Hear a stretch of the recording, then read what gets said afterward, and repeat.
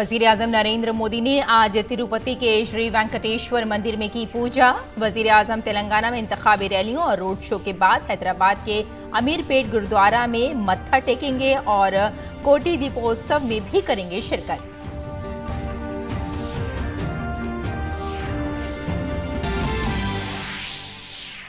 तेलंगाना इंतखाबात के आखिरी मरहले में इंतखाबी मुहिम तेज। आज अमित शाह और जेपी नड्डा समेत कई कायदीन चलाएंगे मुहिम। मल्लिकार्जुन खड़गे, राहुल और प्रियंका के अलावा केसीआर और ओवैसी ने भी लगाई अपनी पूरी ताकत।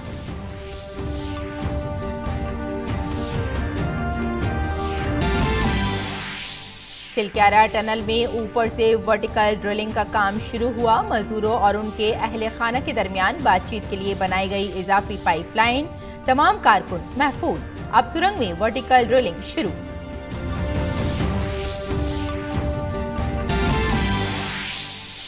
इसराइल और हमास के दरमियान जंगबंदी के तीसरे रोज 17 यरगमालियों को किया गया रिहा। नेतन्याहू ने कहा, इनका पहला हदफ है तमाम यरगमालियों को वापस लाना। बाइडेन से भी हुई अहम बातचीत। हमास ने 17 यरगमालियों को किया रिहा। आज है कार्तिक पूर्णिमा। मुल्क भर में मनाया जा रहा है गुरु नानक देव जी के यौम पैदाइश पर प्रकाश उत्सव। वाराणसी में गंगा के साहिल पर मनाई जाएगी देव दिवाली। कार्तिक पूर्णिमा पर मुल्क भर में गुरु नानक देव जी का प्रकाश उत्सव। और T20 सीरीज के दूसरे मैच में भारत ने ऑस्ट्रेलिया को 44 रन से दी शिकस्त। टीम इंडिया ने इस सीरीज में हासिल कर ली 2-0 की बढ़तरी। हिंदुस्तान को T20 में 2-0 की बढ़तरी हासिल। आदाब नाजरीन, खबरनामे में आपका इस्तकबाल है। मैं हूं आपके साथ रेशमा फारूकी। आइए तफसील से अब खबरों पर नजर डालते हैं। वजीर आजम नरेंद्र मोदी आज तिरुमला तिरुपति देवस्थान गए, जहां उन्होंने श्री वेंकटेश्वर मंदिर में पूजा की और भगवान वेंकटेश्वर के दर्शन किए। मंदिर इंतजामिया की आचार्य ने वैदिक तौर तरीकों और रिवायती अंदाज में पूजा कराई। ये चौथी बार है जब पीएम भगवान वेंकटेश्वर के दर्शन के लिए तिरुपति पहुंचे हैं। इससे कबल 2014 के बाद से वजीर आजम नरेंद्र मोदी अब तक 3 बार अक्टूबर 2015, जनवरी 2017 और जून 2019 में भगवान वेंकटेश्वर के दर्शन के लिए तिरुपति तिरुमला देवस्थान जा चुके हैं। अब वजीर आजम तेलंगाना में इंतखाबी रैलियों और रोड शो करेंगे और इसके बाद वो हैदराबाद के अमीरपेट गुरुद्वारा में मत्था टेकेंगे। इसके अलावा वजीर आजम कोटि दीपोत्सव में भी शिरकत करेंगे।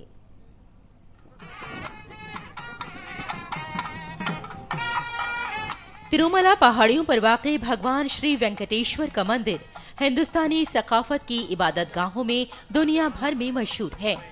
ये मंदिर जनूबी हिंदुस्तानी फनी तामीर और दस्तकारी का एक शानदार नमूना है। ये पूरी दुनिया में सनातन मजहब के पैरोकारों के लिए बेपनाह अकीदत का मरकज है। तिरुपति बालाजी को भगवान विष्णु का अवतार माना जाता है। मंदिर इंतजामिया ने वजीर आजम के दौरे के पेश नजर वसी इंतजाम किए हैं। मंदिर इंतजामिया की आचार्य वैदिक तरीका और रिवायती तौर पर पूजा करेंगे। नायक मंडप में वेद आशीर्वचन करेगा। वेद पंडित उनका सुख के लिए, उनका लंबा जीवित के लिए और भारत देश को अच्छा करवाने के लिए ये सब उनको बढ़िया वेद आशीर्वचन हमारा पंडित लोग करेंगे। भगवान वेंकटेश के दीदार करने आए अकीदतमंद वजीर आजम की आमद से बेहद पुरजोश हैं। Wish Modi ji to live long and rule this country to become a developed country. Modi ji is doing really well for the country and I support him definitely. Tirumala की सप्त पहाड़ियों पर सतह समंदर से तकरीबन 980 मीटर बुलंदी पर वाक़े ये मंदिर जनूबी हिंदुस्तान का एक बहुत कदीम मंदिर है, जिसे थोंडामान बादशाह ने तामीर किया था और बाद में चोल, पांड्या और विजयनगर सल्तनतों ने वक्तन फवक्तन इसकी तज़ीनो आराइश की थी। मंदिर की रसूमात को उनकी मौजूदा शक्ल श्री रामानुजाचार्य ने 11वीं सदी में दी थी। तिरुपति तिरुमला देवस्थानम सनातन संस्कृति के सर्वोच्च आस्था के स्तंभों में से एक है। ये एक भारत श्रेष्ठ भारत का भी प्रमाण है। ये संकल्प से सिद्धि का प्रमाण है। हर एक सनातन धर्मावलंबी की इच्छा होती है कि वो भगवान वेंकटेश के दर्शन कर सके। यहाँ पर उत्तर और भारत की संस्कृतियों का मिलन का बिंब है, तो यहाँ पर एक भारत श्रेष्ठ भारत का प्रतिबिंब है। कैमरा पर्सन वाई के लोकनाथ के साथ अश्विनी कुमार मिश्र, डीडी न्यूज, तिरुपति तिरुमाला देवस्थानम, आंध्र प्रदेश। 4 रियासतों में बम्पर पोलिंग के बाद अब जुनूबी भारत की रियासत तेलंगाना की बारी है। यहां 30 नवंबर को वोटिंग होगी। पोलिंग से कबल तमाम पार्टियां जबरदस्त रैलियां कर रही हैं। वजीर आजम नरेंद्र मोदी भी तेलंगाना असेंबली इंतखाबात में बीजेपी के स्टार प्रचारक के तौर पर वोटरों को राग़िब करने में मसरूफ हैं। वजीर आजम आज रियासत में 2 इंतखाबी जलसे करेंगे। इसके अलावा वो अजीमुश्शान रोड शो भी करेंगे। सबसे पहले वजीर आजम नरेंद्र मोदी महबूबाबाद में वोटरों से खिताब करेंगे, जिसके बाद वो करीमनगर में एक बहुत बड़े जलसे से खिताब करेंगे। वजीर आजम शाम को हैदराबाद में एक अजीमुश्शान रोड शो करेंगे। जैसे जैसे तेलंगाना असेंबली इंतखाबात की तारीख नजदीक आ रही है, यहाँ मुकाबला दिलचस्प होता जा रहा है। तमाम जमातें पूरी कुव्वत के साथ इंतखाबी मुहिम में मसरूफ हैं। मरकजी वजीर दाखिला और senior BJP leader Amit Shah भी आज तेलंगाना में एक के बाद एक कई इंतखाबी जलसों में शिरकत करेंगे। सबसे पहले अमित शाह मंचेरियल असेंबली हल्के में एक बहुत बड़ी जलसायाम से खिताब करेंगे। इसके बाद मरकजी वजीर दाखिला पैदापल्ले असेंबली सीट के वोटरों से बीजेपी के हक में वोट मांगेंगे। अमित शाह शाम को करीमनगर के हुजूराबाद असेंबली हल्के में एक बड़ी जलसायाम से खिताब करेंगे। बीजेपी सदर जेपी नड्डा तेलंगाना में 3 अवामी जलसों से खिताब करेंगे और रोड शो भी करेंगे। सबसे पहले वो जगत्याल में टाउन हॉल रोड से ओल्ड बस स्टैंड तक रोड शो करेंगे। इसके बाद दोपहर में निजामाबाद, बोधन और बांसवाड़ा, कुमारेड्डी में रैलियां निकाली जाएंगी। नड्डा का तीसरा और आखिरी जलसा आज कुमारेड्डी में होगा। बीजेपी के अलावा कांग्रेस भी मैदान में है। कांग्रेस सदर मल्लिकार्जुन खड़गे आज मेडक जिले के नरसापुर असेंबली में जलसा करेंगे। वहीं कांग्रेस जनरल सेक्रेटरी प्रियंका गांधी मुंगेर, गढ़वाल और गोडंगल में इंतखाबी जलसा करेंगी। और वहीं हुक्मरां बीआरएस के सरबराह के चंद्रशेखर राव जीत की हैट्रिक का दावा कर रहे हैं। इनकी रैलियों में मुसलसल लुभाने वाले वादे किए जा रहे हैं। एमआईएम लीडर असदुद्दीन ओवैसी भी घर घर राब्ता मुहिम में मसरूफ हैं। सदर जमहूरिया द्रौपदी मुर्मू आज पारादीप में पारादीप पोर्ट अथॉरिटी की तरफ से मुनक्किदा बोईता बंदना तकरीब में शिरकत करेंगी और वर्चुअल तरीके से मल्टी मॉडल लॉजिस्टिक पार्क का इफ्तिताह भी करेंगी। वो एक नए आबी ज़खायर और पानी की सफाई के प्लांट और बंदरगाह और अगली नस्ल के जहाज ट्रैफिक मैनेजमेंट और इंफॉर्मेशन सिस्टम का संगे बुनियाद भी रखेंगी। सदर जमहूरिया माहिगिरों से भी बातचीत करेंगी। सदर जमहूरिया कल ओडिशा के दौरे पर पहुंची थीं और उत्तरकाशी जिले के सिलक्यारा टनल में फंसे मजदूरों के लिए ऑपरेशन जिंदगी के तहत बचाव और इमदादी कार्रवाइयां जंगी पैमाने पर जारी हैं। फंसे हुए 41 मजदूरों के अलावा मशीन के अलावा दीगर मुतबादिल पर भी काम जारी है। वर्टिकल ड्रिलिंग भी की जा रही है जो आइंदा 2 रोज में मुकम्मल हो जाएगी। वहां 2 साथ में हीरोज टनल और ड्रिलिंग की जा रही है। हालांकि इसे मुकम्मल होने में 10 दिन लग सकते हैं। इसके अलावा ओगर मशीन को दोबारा शुरू करने का काम जारी है। तमाम ज़रूरी आलात की खरीदारी के जरिए इसे हमवार करने का काम जारी है। इसी दौरान additional secretary technical road and transport ने कहा कि वर्टिकल ड्रिलिंग की पेशरफ्त अब तक दुरुस्त सिमत में है और 15 M ड्रिलिंग हो चुकी है। कल 86 मीटर ड्रिलिंग की जानी है जो आइंदा 2 रोज में मुकम्मल हो जाएगी। दरी असना वजीर आला पुष्कर सिंह धामी ने टनकपुर में पुष्कर सिंह एरी के घर जाकर उनके अहले खाना से मुलाकात की। वजीर आला ने उन्हें यकीन दिलाया कि सुरंग में फंसे तमाम कारकुनों को जल्द बाहिफाजत निकाल लिया जाएगा। वजीर आला ने कहा कि तमाम कारकुन महफूज हैं। और मुत्तहिदा अरब अमारात के सदर की दावत पर वजीर आजम नरेंद्र मोदी 30 नवंबर से 1 दिसंबर तक दुबई के दौरे पर होंगे। इस दौरान वजीर आजम Modi world climate action summit में शिरकत करेंगे जो 28 कोप के आला सतही प्रोग्राम का हिस्सा है। कोप 28 का इनेकाद 28 नवंबर से 12 दिसंबर तक मुत्तहिदा अरब अमारात की सदारत में किया जा रहा है। अपने दौरे के दौरान पीएम मोदी सरबराह कॉन्फ्रेंस में शरीक दीगर रहनुमाओं के साथ 2 तरफा मुलाकातें भी करेंगे। इतवार के रोज तेहरान में 18वें हिंद ईरान दफ्तर खारजा मुशावरत का इनेकाद हुआ।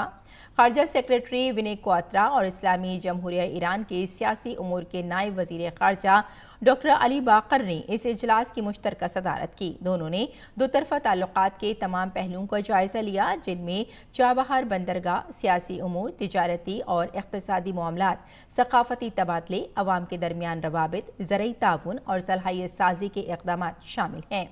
मुलाकात में अफगानिस्तान और गजा की पेशरफ्त समेत मौजूदा इलाकाई और आलमी उमूर पर भी तबादला ख्याल किया गया। हिंदुस्तानी फरीक ने इस साल मुनक़्क़िदा वॉइस ऑफ ग्लोबल साउथ सरबराह इजलास में ईरान की शिरकत की तारीफ की।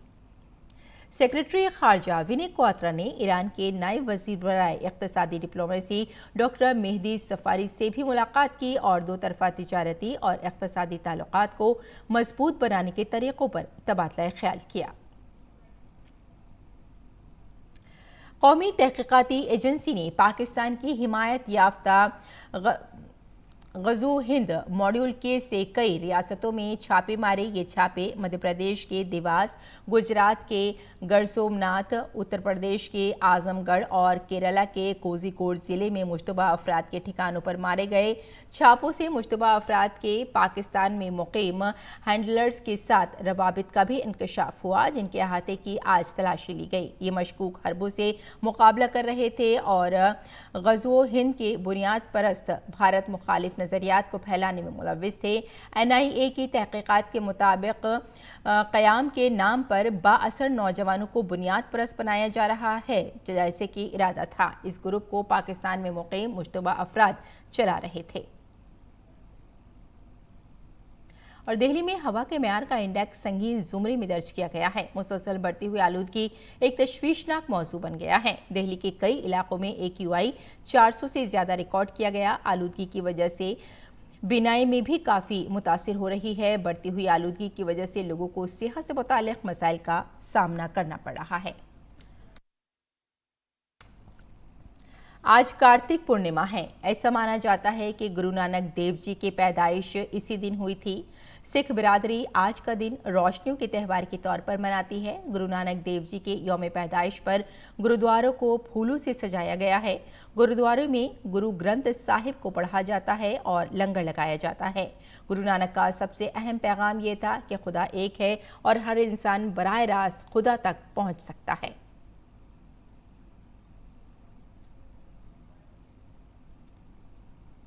कार्तिक पूर्णिमा के मौके पर मुल्क भर में पूजा की जा रही है। वाराणसी और हरिद्वार समेत मुल्क भर में आज सुबह से ही अकीदतमंद नदियों में गुस्ल कर रहे हैं। इस दिन की खास अहमियत है। इंतजामिया की जानिब से अकीदतमंदों के लिए जगह जगह खुसूसी इंतजाम किए गए हैं। वाराणसी में भी आज देव दिवाली मनाई जाएगी। आज न सिर्फ दरियाए गंगा के घाटों को बल्कि पूरे शहर को सजाया गया है।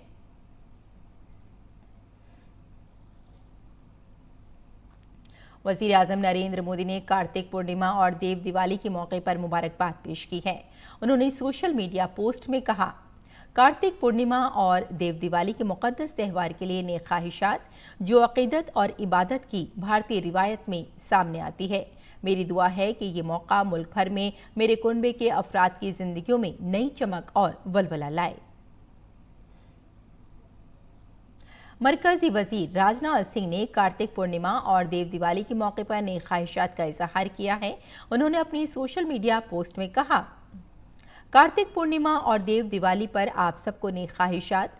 भारतीय लोक अकीदे और सकाफत से जुड़ा ये मुक़द्दस त्यौहार महादेव और काशी के दरमियान अटूट रिश्ते की अलामत है। स्नान और दीपदान से जुड़ा ये त्यौहार आप सबकी जिंदगियों में नया जोश और खुशी लेकर आए। मरकजी वजारत सेहत ने हालिया हफ्तों में शुमाली चीन में बच्चों में सांस की बीमारियों में इजाफे की हालिया रिपोर्ट्स की पेश नज़र मुनासिब एहतियाती तदाबीर इख्तियार करने को कहा है।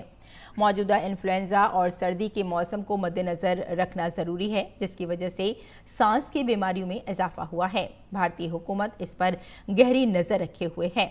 भारतीय हुकूमत ने कहा है कि घबराने की ज़रूरत नहीं है। मरकजी सेहत सेक्रेटरी की तरफ से रियासतों और मरकज़ के ज़ेर इंतज़ाम इलाकों को लिखे गए ख़त में उन्हें सेहत आमा और अस्पताल की तैयारियों का फौरी जायज़ा लेने का मशवरा दिया गया है। इन अस्पतालों में फ्लू के लिए इंसानी वसाइल, अद्वियात और वैक्सीन की मुनासिब दस्तयाबी, तिब्बी ऑक्सीजन, एंटीबायोटिक्स, ज़ाती हिफाजती आलात, टेस्टिंग किट्स और रीएजेंट्स, ऑक्सीजन प्लांट्स और वेंटिलेटर्स, सेहत की खदमात में इन्फेक्शन से बचने के लिए मुनासिब इक़दामात शामिल हैं।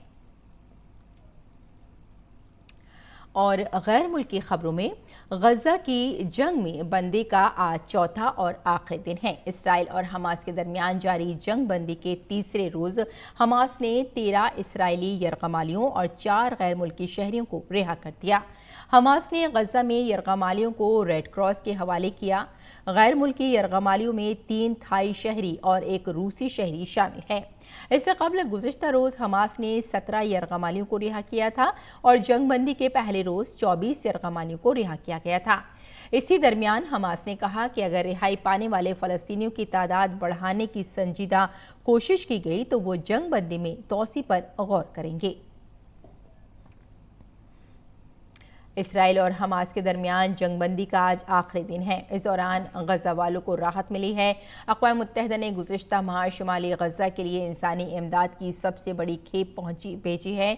इस इमदाद से गजा के लोगों को काफ़ी राहत मिली है। इसराइल और हमास के दरमियान 4 रोज़ा जंगबंदी शुरू होने से कबल अक़वाम मुत्तहिदा के इदारों ने शुमाली गजा में बीमारी के फैलने का खदशा भी जाहिर किया था, जो कई हफ्तों तक मुहासरे की वजह से बैरूनी इमदाद से मुनक़ता रहा। अक़वाम मुत्तहिदा ने कहा कि वो पहल महफूज रास्ता तलाश करने में नाकाम रही और तिब्बी ग्रुप जो वहां सरगर्म रहे, जैसे कि बैनुल अक़वामी रेड क्रॉस, आग की जद में आ गए।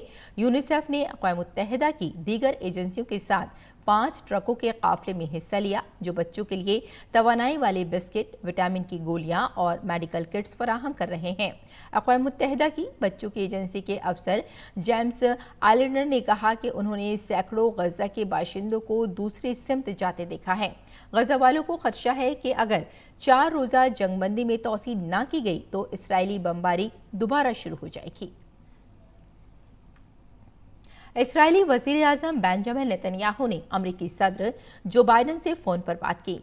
नेतन्याहू ने बाइडन को बताया कि आर्जी जंगबंदी के बाद इसराइली पूरी ताकत के साथ अपनी फौजी कार्रवाइयों में मसरूफ़ हो जाएगा, जबकि नेतन्याहू ने यह भी कहा है कि अगर रोज़ाना 10 इजाफी यरगमालियों को रिहा किया जाए तो वो जंगबंदी में तोसी पर गौर करेंगे।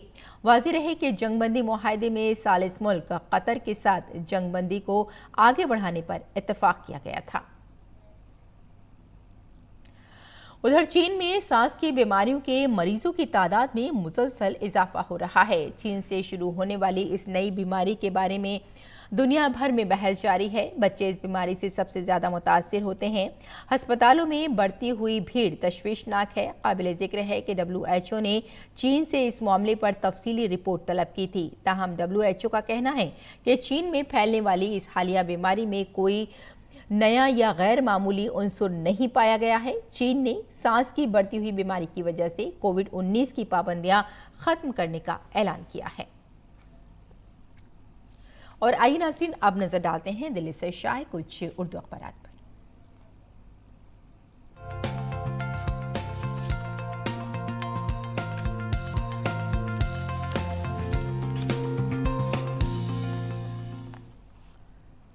तो नाज़रीन, अखबारात के जायज़े में आइए सबसे पहले बात कर लेते हैं रोज़नामा राष्ट्रीय सहारा की। वैसे आपको बताते चलें कि इसराइली क़ैद से रिहा फ़लस्तीनी शहरियों की जो बात है, जो उनको रिहा किया गया है, ज़्यादातर अखबारात ने इसे अपनी सफ़े अव्वल पर जगह दी है। और राष्ट्रीय सहारा की ये सुर्खी है कि इसराइली क़ैद से रिहा फ़लस्तीनी शहरियों को लेकर मगरबी किनारे पहुंची रेड क्रॉस की बस। और ये भी बताया गया कि ज़बरदस्त उनका खैर मक़दम वहाँ किया गया और साथ ही हर एक इजाफी 10 यरगमालियों की रिहाई के लिए जंगबंदी की मुद्दत को एक इजाफी दिन आगे बढ़ाने की इसराइली ये पेशकश की गई है। और साथ ही इसी खबर पर अगर और बात की जाए तो इसराइली हमले में 6 फ़लस्तीनी हलाक बताए जा रहे हैं और जंगबंदी की खिलाफ वर्जी भी बताई गई है। इधर इसराइली वज़ीर आज़म गज़ा पहुँचे हैं और फ़ौजियों से उन्होंने मुलाकात की है और आगे की हिकमत अमली पर भी बातचीत करने के इम्कान बताए जा रहे हैं। और इसी अखबार की अगली सुर्खी पर आइए नज़र डाल लेते हैं। ये भी हमने रोज़नामा राष्ट्रीय सहारा से ली है।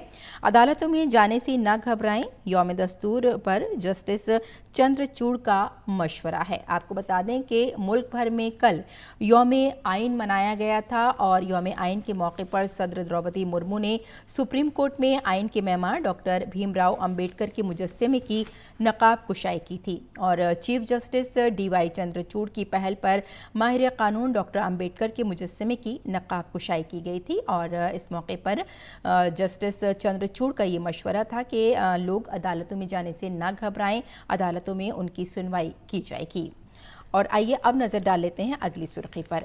अगली सुर्खी नाज़रीन हमने ली है रोज़नामा हिंदुस्तान एक्सप्रेस से। उत्तरकाशी सुरंग की बात है, सिलक्यारा सुरंग की। उत्तरकाशी सुरंग से मजदूरों को निकालने के लिए वर्टिकल ड्रिलिंग शुरू की गई है और साथ में ही ये भी बताया गया है कि जो अंदर मजदूर फंसे हुए हैं उनको अद्वियात और दूसरी जो सहूलियात की चीज़ें हैं उन तक पहुंचाई जा रही हैं ताकि वो अंदर ज़िंदा रह सकें। ऑक्सीजन उन तक पहुंचाया जा रहा है ताकि जैसे ही ये मिशन कंप्लीट हो वो बाहर आएँ और ख़ास तौर से उनके अपनों से भी मिला जा रहा है और उनको भी कहीं ना कहीं आश्वासन दिया जा रहा है कि मजदूरों को बहुत आसानी से बाहर निकाल लिया जाएगा, बाहिफाजत मजदूर बाहर आ जाएंगे। और ये भी कहा गया है कि लोग इस बारे में ज़्यादा ना घबराएं।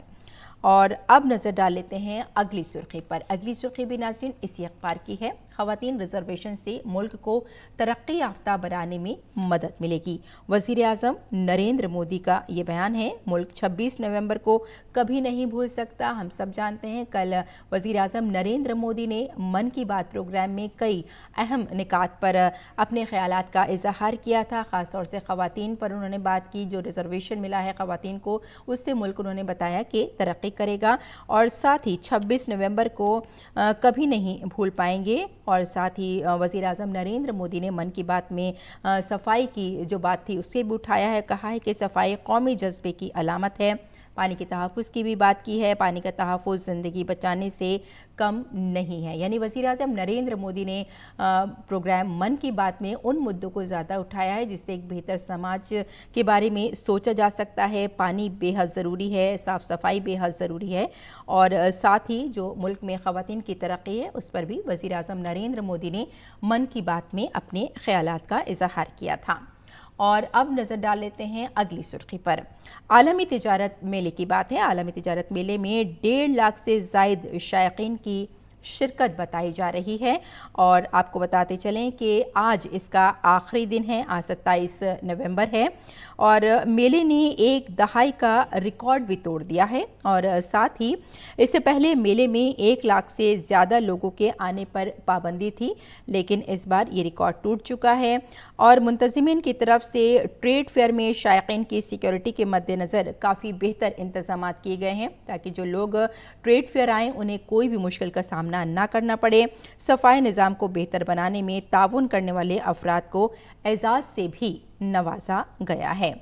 और आइए अब नज़र डाल लेते हैं अगली सुर्खी पर। ये सुर्खी नाज़रीन हमने ली है रोज़नामा हमारा समाज से। इसमें भी गज़ा की ही बात है। गज़ा के लिए इमदादी काम जारी है और जो UN एजेंसी है इसराइलियों और फ़लस्तीनियों की रिहाई से वो बेहद खुश है। हमने आपको बताया ही था कि इसराइली क़ैद से रिहा फ़लस्तीनी शहरियों का कल खैर मक़दम किया गया और उधर दूसरी तरफ भी इसराइलियों को भी रिहा किया गया है हमास की तरफ से, और ताकि दोनों तरफ से जो शहरी हैं उनको जब रिहा किया जाएगा तो कहीं ना कहीं जाकर जंगबंदी पर बातचीत की जा सकती है। और अब नज़र डाल लेते हैं अगली सुर्खी पर। इसराइल हमास मुआहदे की बात है और आपको बताते चले कि रफ़े गुज़रगाह पर ईंधन के ट्रक इस वक्त वहाँ मौजूद हैं। ईंधन के ट्रक इतवार की सुबह गज़ा में रफ़ा जो गुज़रगाह है वहाँ पहुँच चुके हैं और साथ में ही जो इसराइल और हमास के दरमियान 4 रोज़ा जंगबंदी मुआहदे का ये हिस्सा थी और जुमे को ये शुरू हुआ था। आपको यहाँ ये भी बताते चले नाज़रीन कि 7 अक्टूबर को इसराइल पर हमास के हमले के दौरान यरगमाल बनाए गए दर्जनों अफराद की जो रिहाई है उसमें कहीं ना कहीं सहूलत फराहम की गई है। तो नाज़रीन ये था अखबारात का जायज़ा और आइए अब बुलेटिन की जानिब लौटते हैं और कुछ और ख़बरों पर नज़र डाल लेते हैं। और खेल की सुर्खी की बात करें तो भारत और ऑस्ट्रेलिया के दरमियान T20 सीरीज का दूसरा मैच भारत ने 44 रन से जीत लिया। इस जीत के साथ ही टीम इंडिया ने 5 मैचों की सीरीज में 2-0 की बढ़तरी हासिल कर ली है। तिरुवनंतपुरम में ऑस्ट्रेलिया ने टॉस जीतकर पहले गेंदबाजी का फैसला किया। भारत ने पहले बैटिंग करते हुए 4 विकेट के नुकसान पर 235 रन बनाए। जवाब में ऑस्ट्रेलियाई टीम सिर्फ 191 रन बना सकी और मैच हार गई। और अब मौसम का मिजाज।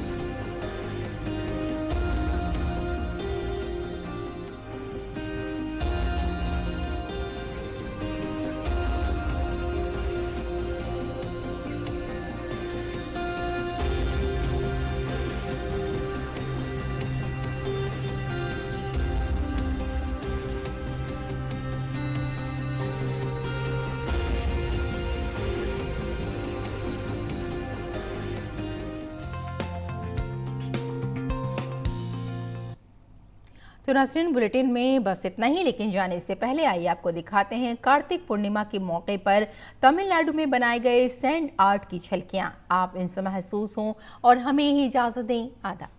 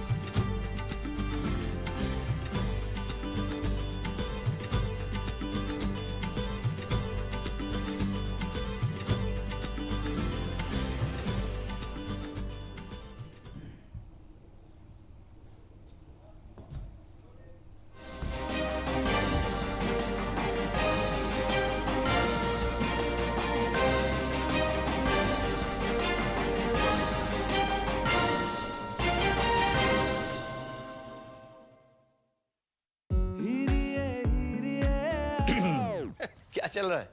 प्रैक्टिस मेरी संगीत की। वाह मिस नौटंकी, कोई मिले तो पहले। मिसेस नौटंकी डैड, आप बस करो मेरी शादी की तैयारी। क्योंकि अब है गारंटी हमारी शादी